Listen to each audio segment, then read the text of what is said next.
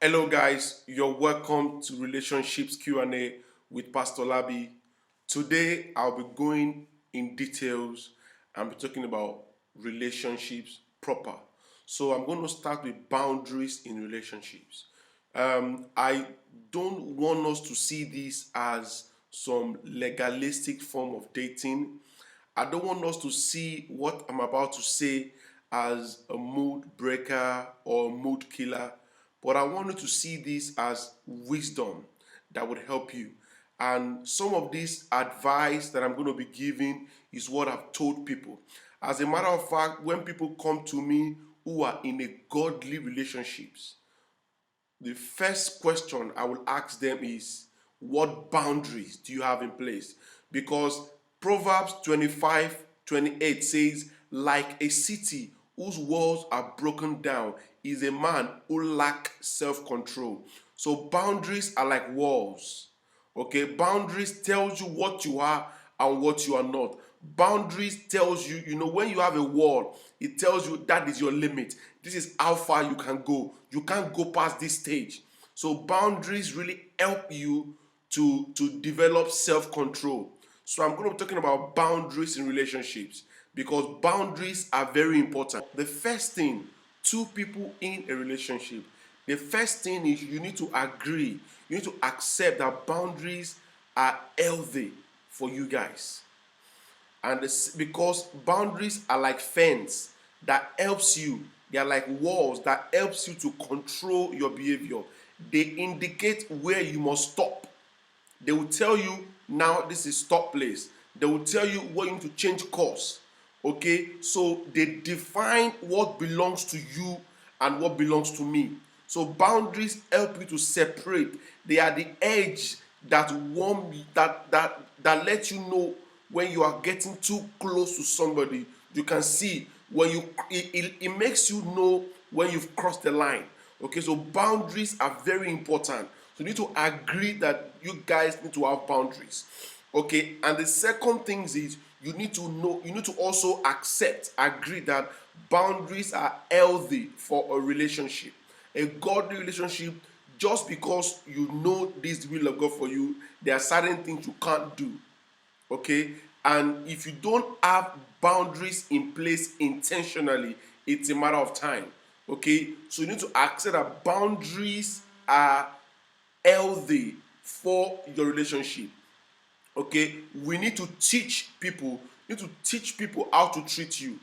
Okay, and you need to let people know what you would tolerate as an individual, what you would tolerate in this relationship, and what you would not tolerate.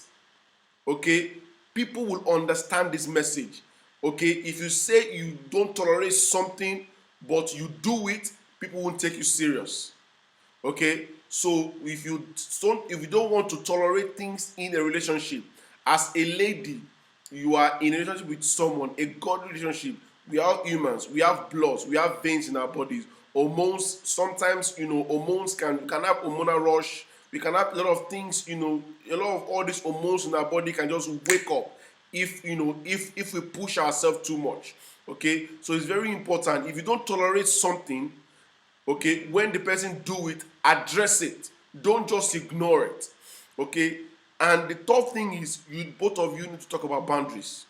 Everybody has a weakness. Everybody has a weakness. Okay, so you need to be able to talk about boundaries and the consequences. If you violate these boundaries, this is what we will do. You have to have consequences. Okay, and the final thing about boundaries is the consequences must be attached to each boundaries for them to be effective. For example, we are not going to kiss. So if we do kiss, that means for the next 1 week we're not going to we're not going to see each other in person. So you know that if I kiss my fiancée now, for the next 1 week I cannot see her. Then because you want to see her every day or every other day, then you would not kiss. So when the person kiss you once, then let the consequence come in place. Then that would help. Don't say, oh, I'm sorry, I didn't mean it. Yes, you didn't mean it, but because you guys don't have boundaries in place, when things now happen, you just ignore it, and that would not help. Okay? And finally, you need to emphasize the consequences. Okay? You need to emphasize the consequences. Scripture says that the one who sow to please his sinful nature, from that nature will reap destruction. The one who sow to please the Spirit, from that Spirit he will reap eternal life. That is Galatians chapter 6, verse 7 to 8. So boundaries are very important. And I'm going to be taking time to go through boundaries that I feel that we should have in a relationship.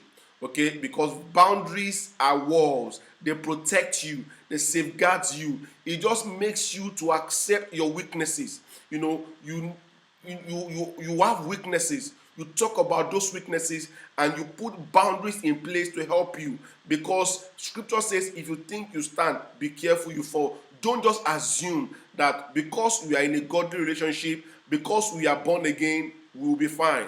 No, don't give assumption. Don't give room for assumption. Discuss these things. Okay, discuss these things, and both of you come to a conclusion.